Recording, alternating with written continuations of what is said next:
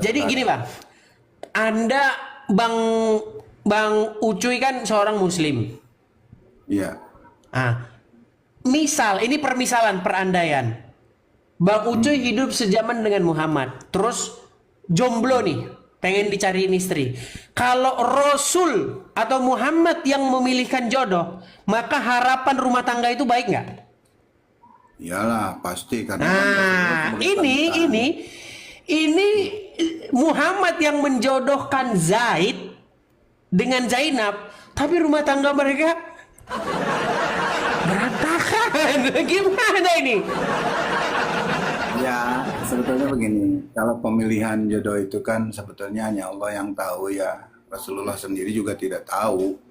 Kita tidak bisa menganggap bahwa Bukan Allah dan Rasulnya loh yang menetapkan. Ada itu sebelum ayat 37, ada ayat 36. Jika Allah dan Rasulnya sudah menetapkan ketetapan, maka tidak ada pilihan lain bagi orang-orang muslim laki-laki dan perempuan akan urusan mereka. Itu Al-Ahzab 36. Jadi itu berbicara mengenai bagaimana Zainab tadinya menolak. Dia tolak tawaran itu.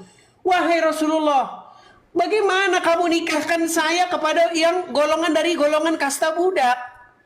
Dia itu kan ini dari golongan budak. Nah, si Zainab nggak mau.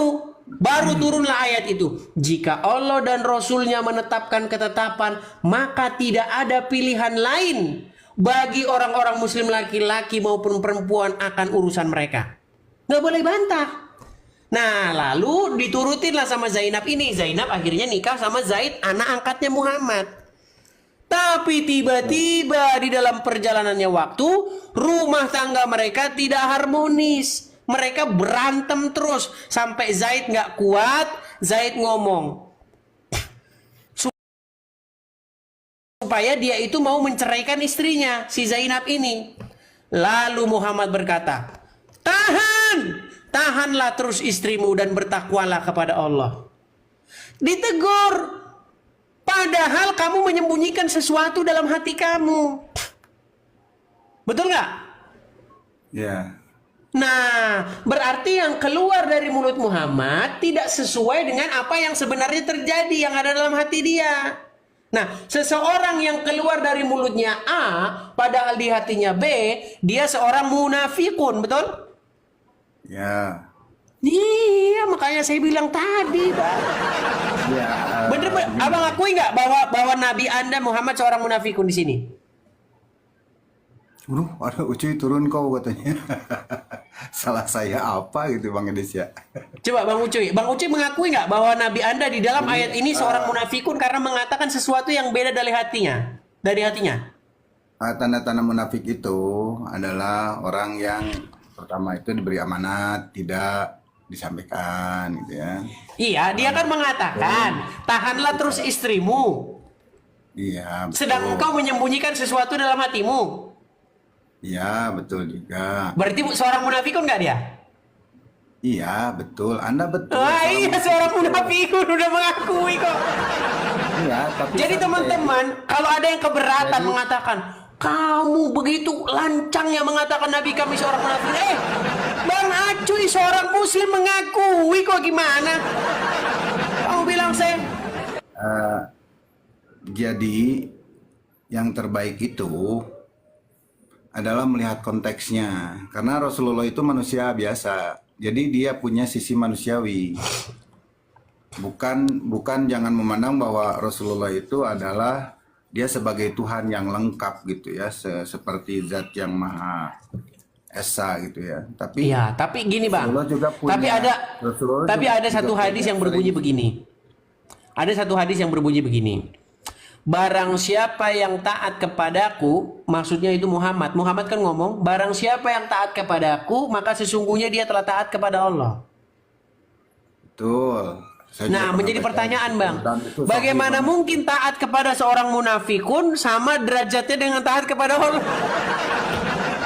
Begini, jadi Rasulullah itu Bang Edis yang ganteng selalu pakai kacamata hitam. Jadi Rasulullah itu adalah merupakan sebuah gambaran manusianya, sebuah gambaran utusan Allah.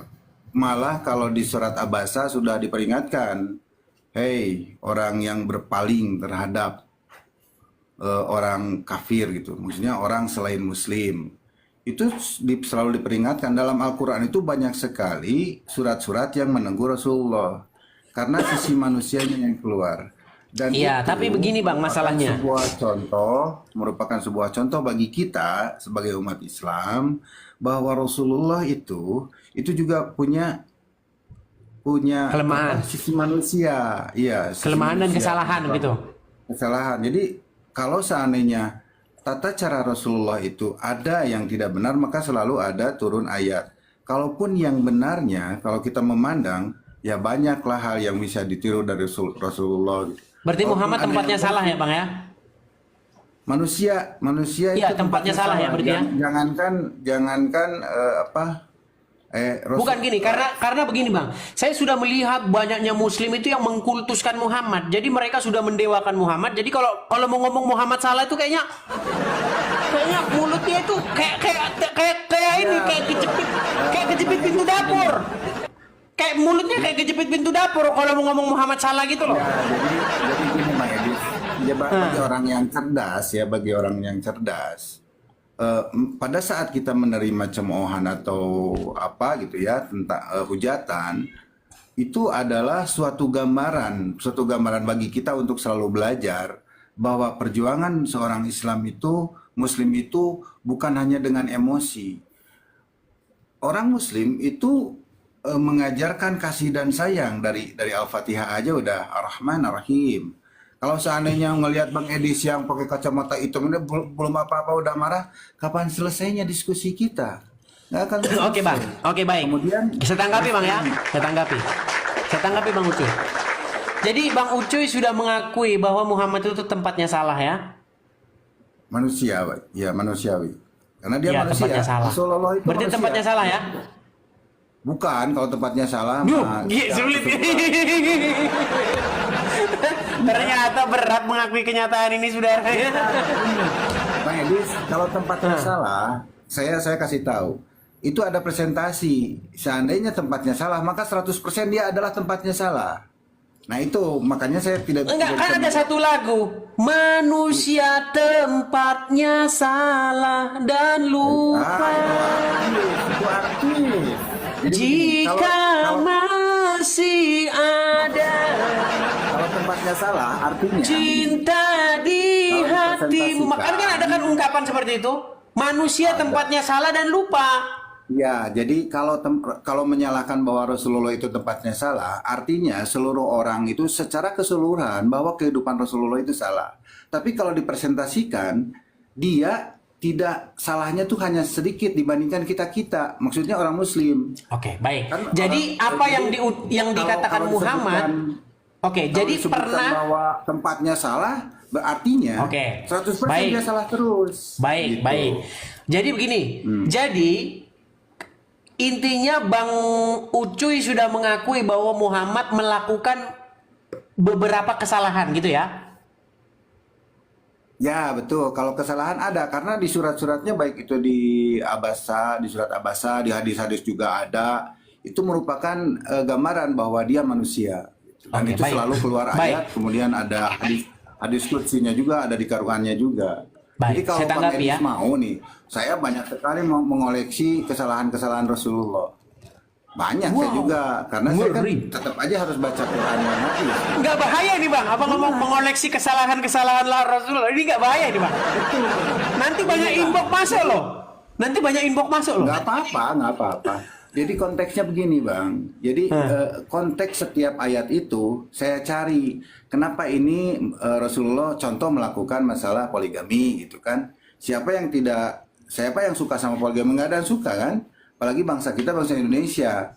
Apalagi orang-orang Kristen itu satu pasangan seumur hidup sampai mati. Nah itu kan berarti ada alasannya tuh. Nah dari setiap kesalahan yang dikeluarkan itu, berarti kita harus mencari apa penyebabnya. Jadi jangan sampai suatu kesalahan kemudian kita de facto dia itu bahwa benar-benar salah. Kalau dicari, ditelusuri, oh ternyata ini ada gambaran bahwa dia adalah manusia yang harus punya solusi untuk masa depan. Karena kan poligami itu anggapan orang lain adalah hal yang jelek. Itu contohnya poligami. Dan semua menganggap itu adalah kesalahan. Dan bagi saya setelah meneliti, oh ini Rasulullah salah nih masalah poligami karena akan terjadi perpecahan gitu kan antara istri 1, 2, 3, 4. Tapi kalau ditelusuri, oh ternyata enggak. Jadi setiap Jadi salah tuh enggak, ini bingung juga ini saya nih. ya begini, kalau menghitungnya Bang Edis, kalau menghitungnya, analisanya hanya untuk saat ini, satu saat, satu waktu, satu tahun atau satu dekade, maka poligami itu akan terasa memberatkan bagi perempuan, sangat memberatkan bagi kehidupan, sangat. Tapi kalau diteliti secara meluas, poligami itu adalah salah satu solusi untuk hilangnya seorang laki-laki saat malam saat istrinya lagi head. Buset, berbahaya ini. Wah, berbahaya, saudara-saudara. Dan nikah belum? Gini. Kita jangan bahas masalah pribadi gini. Bang Acuy. Bang Ucuy. Ya. Gini Bang Ucuy. Pertama-tama gini, Bang Ucuy sudah mengakui bahwa Muhammad berbuat kesalahan. Iya. Masalahnya begini Bang Ucuy, Yang jadi masalah ada ayat dalam Al-Qur'an yang bunyinya seperti ini. Wa ma yantiqu anil hawa in huwa illa wahyu yuha. Yang artinya tidaklah yang diucapkan oleh Rasul itu, oleh Muhammad itu berasal dari keinginan hawa nafsunya, melainkan apa yang diwahyukan Allah kepadanya. Jadi statement ini bertentangan dengan pernyataan bahwa Muhammad itu mengatakan kesalahan. Ibarat kata gini kata Allah tidak pernah keluar dari mulut Muhammad itu selain daripada yang diwahyukan. Sementara di detik yang sama Bang Ucuy mengakui bahwa yang keluar dari mulut Muhammad itu salah. Bagaimana mungkin yang diwahyukan Allah kepada Muhammad salah gitu loh. Ujung-ujungnya kan ngomong gini, oh itu bukan wahyu, itu omongan pribadi. Loh, tidak pernah loh Muhammad tuh ngomong berdasarkan hawa nafsunya menurut Al-Quran. Ya. Kan jadi masalah lagi. Nah makanya saya menulis satu buku. Buku saya itu berjudul Menjawab dan Mengcounter Zakir Naik. Ada satu bab di buku saya itu masalah perkataan Muhammad atau yang membuktikan bahwa Muhammad itu mohon maaf nih, seorang pendusta. Karena begini, dalam satu riwayat ada seseorang bernama Abdullah ibn Amr. Dia menulis semua yang diucapkan Muhammad itu, dia tulis. Lalu ditegur dia ini sama orang Quraisy. Dia bilang begini, Abdullah ibn Amr, kenapa kau tulis semua yang diucapkan Muhammad? Dia itu kan hanya manusia biasa. Kadang dia berkata dalam keadaan senang, kadang dia berkata dalam keadaan marah. Lalu berhenti dia nulis. Datang ngadu dia kepada Muhammad dengan kata-kata begini. Wahai Rasulullah, orang-orang Quraisy mencegahku untuk menulis apa yang segala sesuatu yang kau katakan. Lalu Muhammad dengan mulutnya, dengan jari menunjuk ke mulutnya, dia berkata, demi zat yang jiwaku berada dalam genggaman tangannya, tidak keluar darinya sambil nunjuk mulut kecuali kebenaran. Ini hadis ini sangat berbahaya ini. Karena menurut Muhammad tidak keluar dari mulut dia kecuali kebenaran. Nyatanya di dalam Al-Quran beberapa kali yang keluar dari mulut Muhammad itu kesalahan. Contohnya dalam surat At-Tahrim ayat yang pertama. Wahai Nabi, mengapa engkau mengharamkan apa yang dihalalkan Allah bagimu? Engkau hendak menyenangkan hati istri-istrimu. Ya, salah Muhammad ditegur. Terus masalah Al-Ahzab 37. Muhammad berkata kepada Zaid bin Haritsah, tahanlah terus istrimu dan bertakwalah kepada Allah. Padahal dia menyembunyikan sesuatu dalam hatinya. Jadi bagaimana mungkin Bang, yang keluar dari mulut Muhammad itu adalah kebenaran, tapi ditegur sama Allah? Bagaimana mungkin Allah menegur apa yang terucap dari mulut Muhammad itu yang benar? Makanya saya simpulkan di dalam buku itu Bang. Saya nggak mau ngomong, nanti saya dibilang penistaan lagi, saya nanti dibilang. Nah. Saya tuh gini. Ini Mbak Edis, yang pertama saya itu bukan tipe penghujat. Saya itu lebih suka persaudaraan. Saya nggak suka menghujat apalagi bilang kata-kata kasar gitu. Saya suka terhadap sesuatu yang damai karena Anda orang Indonesia, saya orang Indonesia yang udah tua lagi ya. Jadi memang kadang anak muda kan terpancing ya, emosinya terpancing. Ya wajar kalau saya nggak pernah terpancing karena banyak sekali sebetulnya ya, bukan hanya Muslim saja, umat Kristen, Hindu, Buddha semua juga banyak sekali mereka jasanya terhadap bangsa ini. Gitu. Nah masalah ini saya disuruh turun banyak sekali nih. Kenapa? Bentar lagi abang menerima inbox banyak tuh bang. Banyak inbox nanti. Hei, mengapa kau pura-pura jadi Islam? Kagak lagian. Iya, pasti banyak yang ngomong, Ya, kau pura-pura jadi Islam katanya. Pasti banyak ngomong gitu nanti. Cek aja kalau nggak percaya di inbox. Ya, Bang, jadi saya masih bisa mengucapkan asyhadu an la ilaha illallah wa asyhadu anna muhammadar rasulullah. Nah, itu cukup ya. Saya masih tetap dengan yang saya pegang itu. Nah, jadi Abang masalah konteks yang tadi ya tentang bagaimana Rasulullah itu banyak sekali pengucapan sampai keluar hadis dan Quran itu adalah merupakan sebuah contoh ya buat kita semua gitu. Buat contoh bahwa manusia itu akan terjadi akan seperti ini, akan seperti itu sehingga dituliskan dalam Al-Qur'an berbentuk wahyu. Dan Rasulullah adalah sebagai manusia tauladan, artinya setiap langkah itu bisa dikeluarkan melalui hadis gitu.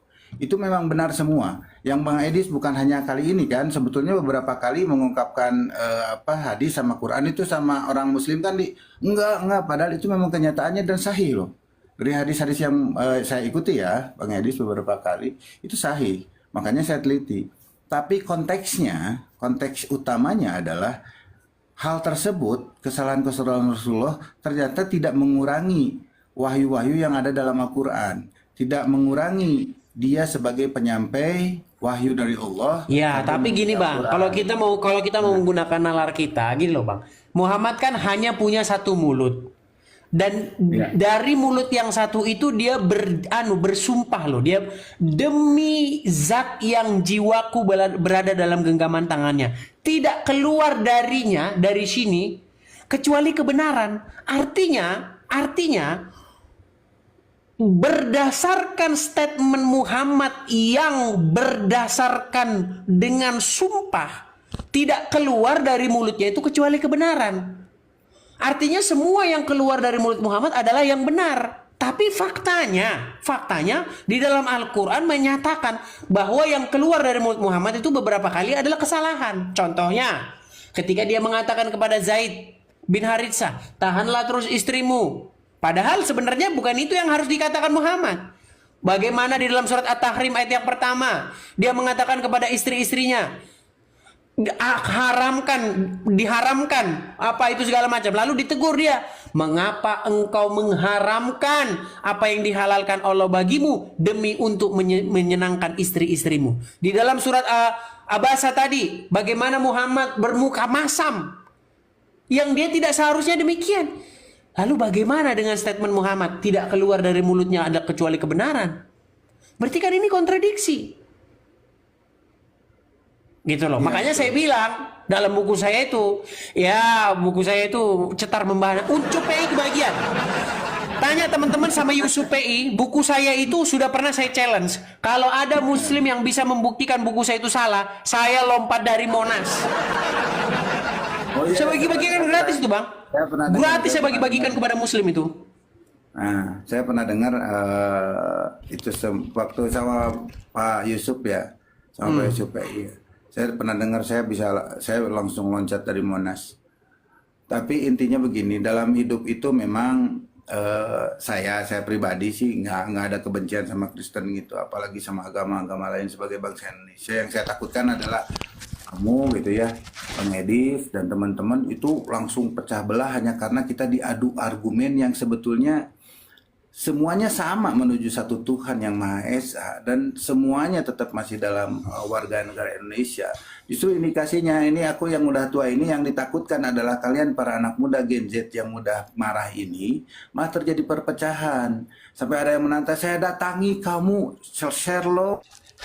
Itu dia makanya. Tapi begini Bang Ucuy. Jadi begini, kepada generasi Z ya, Ya, gini, kepada generasi Z, makanya begini. Marilah kita itu, apalagi kalian loh, generasi Z, kalau saya bukan generasi Z ini. Generasi Z kan ya under 17 lah ya. Milenium. Jadi kepada kalian-kalian, kepada orang-orang generasi Z, ya biasakanlah tontonan kalian itu dirubah gitu loh. Tontonannya ini sedbor, gimana? Tontonannya sedbor, giliran ngomongin agama ya emosi lah. Makanya tontonannya diganti. Tontonan sedbor, goyang sedbor. Ya repot, giliran bahasa agama kalian nanti langsung kepanasan, kesetanan. Diganti tontonannya yang bermutu, gitu loh. Ih, sedbor gini doang dapat paus. Gitu loh. Oke lah Bang Ucuy, biar kita beri kesempatan kepada muslim yang lain ya. Oke, makasih Oke. ya. Ya, sama-sama Bang Satu Ucuy. Indonesia Maekis. Maafkan jika ada kesalahan saya ya. Sama-sama Bang Mudah-mudahan Ucuy, rekan maafkan yang juga bawah kalau ada kata-kata yang salah Bang doakan Ucuy. Diberi keberkahan, jangan sampai terjadi perpecahan. Saya udah tua nih, udah punya cucu. Jagalah, jangan saling menghujat, apalagi saling melaporkan, selok dan sebagainya. Makasih ya semua juga. Ya, sama-sama Bang Ucuy, sama-sama Bang Ucuy, sama-sama. Salam sejahtera buat teman-teman yang lain. Halo, saya Johnson terus ya. Oke, makasih Bang Ucuy. Ya, itu yang perlu kita jaga teman-teman ya. Jadi kita ini diskusi loh. Kita diskusi. Makanya saya bilang gini. Ketika umat muslim membahas agama Kristen, itu nggak ada loh orang Kristen, wah ini kita harus mengangkat apa, nggak ada loh. Heran loh. Jadi yang saya lakukan ini gini loh teman-teman. Saya kasih kalian background yang ini ya. Saya kasih background nih. Biar kalian tuh jangan marah-marah gini. Ini saya kasih tahu namanya ini siapa. Nih, pelan-pelan ya. Kita mulai dari sini. Satu persatu ya, biar kalian tahu. Nih. Ini Donditan, kemudian ini Irina Handono. Ya. Ini Irina Handono, ini Dondi. Kita nggak usah pakai tannya ya. Karena saya banyak ada teman-teman yang margatan itu baik-baik sekali. Jadi kita panggil aja Dondi, ya. Ini ada Dondi, kemudian ini Irina Handono. Mereka ini membahas apa? Yang mereka bahas. Yang mereka bahas itu Bible. Gitu loh. Bible yang mereka bahas. Adakah orang Kristen mengatakan, mari kita cabut? Nggak ada. Terus Zuma juga bikin podcast sama Ari Untung, juga bahas Kristen. Siapa lagi? Jakarta Turun juga membahas tentang Kristen juga. Ya kan? Nah, terus yang ini yang pasang banner di jalan nih. Biar saya ulang-ulang ya. Mohon maaf nih kalau mengulang-ulang nih. Biar kalian tahu, biar kalian jangan marah-marah aja datang kemari. Nih. Lihat nih. Benarkah Bible dipalsukan nih? Saya datang sebagai orang Kristen, terpanggil hati saya ini ketika nonton acara begitu. Saya enggak cabut. Oh, samurai, nggak ada begitu, nggak ada. Saya terpanggil untuk menjawab. Datang saya sebagai di hati nurani saya yang Kristen ini terpanggil untuk jawab ini. Nih loh. Kayak mana Islam mengatakan Bible benarkah dipalsukan, dibikin seminar. Terus mereka bikin podcast. Saya terpanggil. Ketika saya terpanggil, saya harus mengcounter dong. Saya nggak cukup menjawabin aja.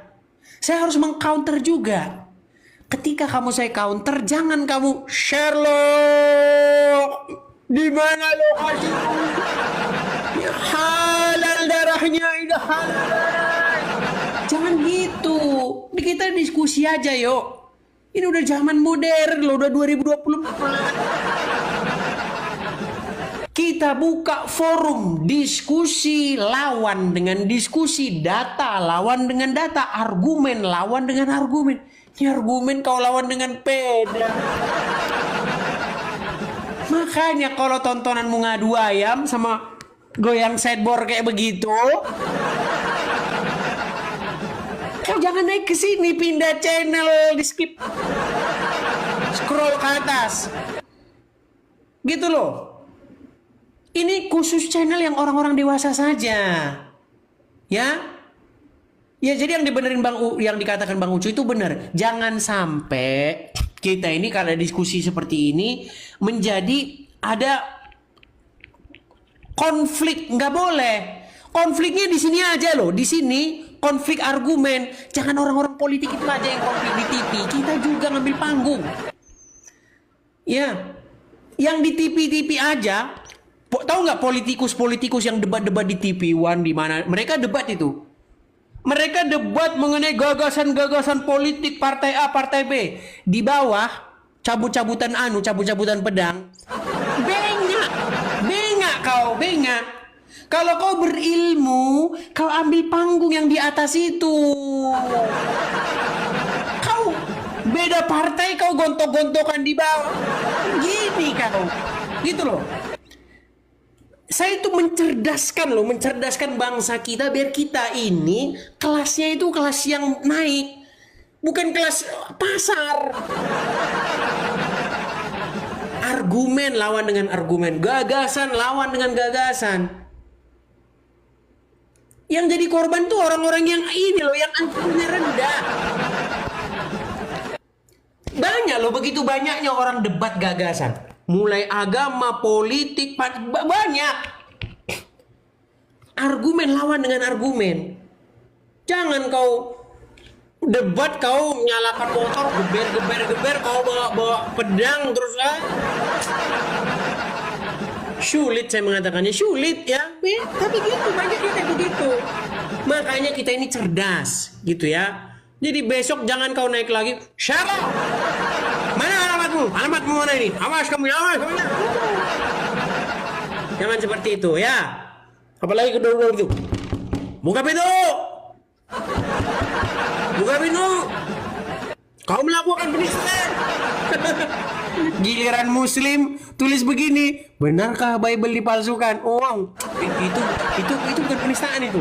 Itu dakwah. Tapi kalau Kristen menjawab, penistaan. Aduh. Itulah ya, seperti itulah saudara-saudara. Sampai habis suara saya, saudara.